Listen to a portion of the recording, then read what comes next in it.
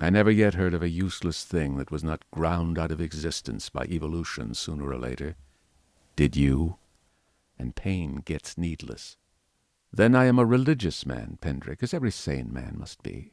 Maybe, I fancy, I have seen more of the ways of this world's maker than you, for I have sought his laws in my way all my life, while you, I understand, have been collecting butterflies. But I tell you, pleasure and pain have nothing to do with heaven or hell. Pleasure and pain, bah! What is your theologian's ecstasy but Mohammed's Uri in the dark? This store men and women set on pleasure and pain, Pendrick, is the mark of the beast upon them, the mark of the beast from which they came. Pain and pleasure, they are for us only so long as we wriggle in the dust. You see, I went on with this research just the way it led me. This is the only way I ever heard of research going. I asked a question, devised some method of getting an answer, and got a fresh question. Was this possible or that possible? You cannot imagine what this means to an investigator, what an intellectual passion grows upon him. You cannot imagine the strange, colorless delight of these intellectual desires. The thing before you is no longer an animal, a fellow creature, but a problem, sympathetic pain. All I know of it I remember as a thing I used to suffer from years ago. I wanted, it was the only thing I wanted, to find out the extreme limit of plasticity in a living shape. But, said I, the thing is an abomination. To this day I have never troubled about the ethics of the matter. The study of nature makes a man at last as remorseless as nature. I have gone on, not heeding anything but the question I was pursuing, and the material has dripped into the huts yonder. It is nearly 11 years since we came here. I and Montgomery and 6 Kanakas.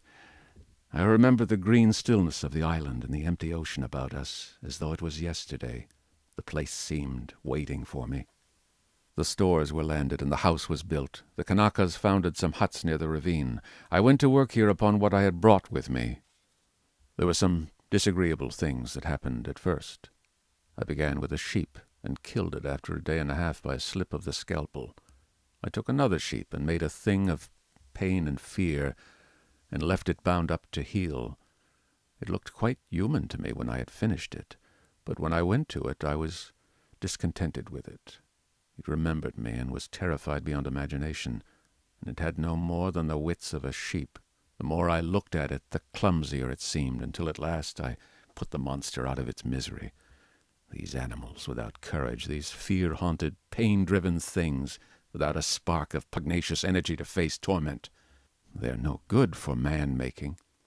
Then I took a gorilla I had, and upon that, working with infinite care and mastering difficulty after difficulty, I made my first man. All the week, night and day, I molded him. With him, it was chiefly the brain that needed molding. Much had to be added, much changed. I thought him a fair specimen of the Negroid type when I had done him, and he lay bandaged, bound, and motionless before me. It was only when his life was assured that I left him and came into the room again and found Montgomery, much as you are. He had heard some of the cries as the thing grew human, cries like those that disturbed you so. I didn't take him completely into my confidence at first. And the Kanakas, too, had realized something of it. They were scared out of their wits by the sight of me. I got Montgomery over to me, in a way, but I and he had the hardest job to prevent the Kanakas deserting. Finally they did, and so we lost the yacht. I spent many days educating the brute. Altogether I had him for 3 or 4 months. I taught him the rudiments of English, gave him ideas of counting, even made the thing read the alphabet. But at that he was slow, though I've met with idiots slower. He began with a clean sheet mentally, had no memories left in his mind of what he had been. When his scars were quite healed, and he was no longer anything but painful and stiff and able to converse a little, I took him yonder and introduced him to the Kanakas as an interesting stowaway. They were horribly afraid of him at first, somehow, which offended me rather, for I was conceited about him. But his ways seemed so mild, and he was so abject, that after a time they received him and took his education in hand, He was quick to learn, very imitative and adaptive, and built himself a hovel rather better, it seemed to me, than their own shanties. There was one among the boys, a bit of a missionary, and he taught the thing to read, or at least to pick out letters, and gave him some rudimentary ideas of morality. But it seems the beast's habits were not all that is desirable. I rested from work for some days, and was in a mind to write an account of the whole affair, to wake up English physiology. Then I came upon the creature squatting up in a tree, gibbering at two of the Kanakas who had been teasing him. I threatened him, told him the inhumanity of such a proceeding, aroused his sense of shame, and came here resolved to do better before I took my work back to England. I have been doing better, but somehow the things drift back again. The stubborn beast-flesh grows day by day, back again. I mean to do better things still. I mean to conquer that. This puma. But that's the story. All the Kanaka boys are dead now. One fell overboard of the launch, and one died of a wounded heel that he poisoned in some way with plant juice. 3 went away in the yacht, and I suppose, and hope, were drowned. The other one was killed. Well, I have replaced them. Montgomery went on much as you are disposed to do at first, and then— "What became of the other one?" said I sharply. "The other Kanaka who was killed?" "The fact is, after I made a number of human creatures, I made a thing." He hesitated. "Yes," said I. "It was killed?" "I don't understand," said I. "Do you mean to say it killed the Kanaka?" "Yes. It killed several other things that it caught. We chased it for a couple of days. It only got loose by accident. I never meant it to get away. It wasn't finished. It was purely an experiment. It was a limbless thing with a horrible face that writhed along the ground in a serpentine fashion. It was immensely strong and in infuriating pain, and it traveled in a rollicking way like a porpoise swimming. It lurked in the woods for some days, doing mischief to all it came across, until we hunted it, and then it wriggled into the northern part of the island, and we divided the party to close in upon it. Montgomery insisted upon coming with me. The man had a rifle, and when his body was found, one of the barrels was curved into the shape of an S and very nearly bitten through. Montgomery shot the thing. After that, I stuck to the ideal of humanity, except for little things. He became silent. I sat in silence, watching his face. So for 20 years altogether, counting 9 years in England, I have been going on, and there is still something in everything I do that defeats me, makes me dissatisfied, challenges me to further effort. Sometimes I rise above my level, sometimes I fall below it, but always I fall short of the things I dream. The human shape I can get now, almost with ease, so that it is lithe and graceful, or thick and strong. But often there is trouble with the hands and claws, painful things that I dare not shape too freely. But it is in the subtle grafting and reshaping one must needs do to the brain that my trouble lies.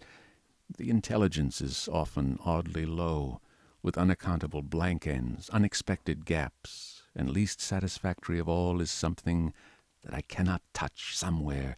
I cannot determine where, in the seat of the emotions. Cravings, instincts, desires that harm humanity, a strange hidden reservoir to burst suddenly and inundate the whole being of the creature with anger, hate, or fear. These creatures of mine seemed strange and uncanny to you as soon as you began to observe them, but to me, just after I make them, they seem to be indisputable human beings. It's afterwards, as I observe them, that the persuasion fades. First one animal trait, then another creeps to the surface and stares out at me. But I will conquer it yet. Each time I dip a living creature into the bath of burning pain, I say, this time I will burn out all the animal. This time I will make a rational creature of my own. After all, what is 10 years? Man has been 100,000 in the making. He thought darkly. But I am drawing near the fastness, this puma of mine. After a silence, and they revert. As soon as my hand is taken from them, the beast begins to creep back, begins to assert itself again. Another long silence. "Then you take the things you make into those dens?" said I. They go. I turn them out when I begin to feel the beast in them, and presently they wander there. They all dread this house and me. There is a kind of travesty of humanity over there. Montgomery knows about it, for he interferes in their affairs. He has trained one or two of them to our service. He's ashamed of it, but I believe he half likes some of these beasts. It's his business, not mine. They only sicken me with a sense of failure. I take no interest in them. I fancy they follow in the lines the Kanaka missionary marked out, and have a kind of mockery of a rational life. Poor beasts! There's something they call the law, sing hymns about all thine. They build themselves their dens, gather fruit and pull herbs, marry even. But I can see through it all, see into their very souls, and see nothing there but the souls of beasts, beasts that perish, anger and the lusts to live and gratify themselves. Yet they're odd, complex, like everything else alive. There is a kind of upward striving in them, part vanity, part waste sexual emotion, part waste curiosity. It only mocks me. I have some hope of that puma. I have worked hard at her head and brain. And now, said he, standing up after a long gap of silence during which we had each pursued our own thoughts, what do you think? Are you in fear of me still? I looked at him, and saw but a white-faced, white-haired man with calm eyes. Save for his serenity, the touch almost of beauty that resulted from his set tranquillity and from his magnificent build, he might have passed muster among 100 other comfortable old gentlemen. Then I shivered. By way of answer to his second question, I handed him a revolver with either hand. "Keep them," he said, and snatched at a yawn. He stood up, stared at me for a moment, and smiled. "You have had 2 eventful days," said he. "I should advise some sleep. I'm glad it's all clear. Good night." He thought me over for a moment, then went out by the inner door. I immediately turned the key in the outer one.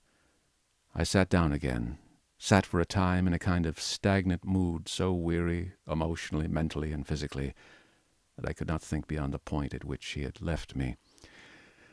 The black window stared at me like an eye.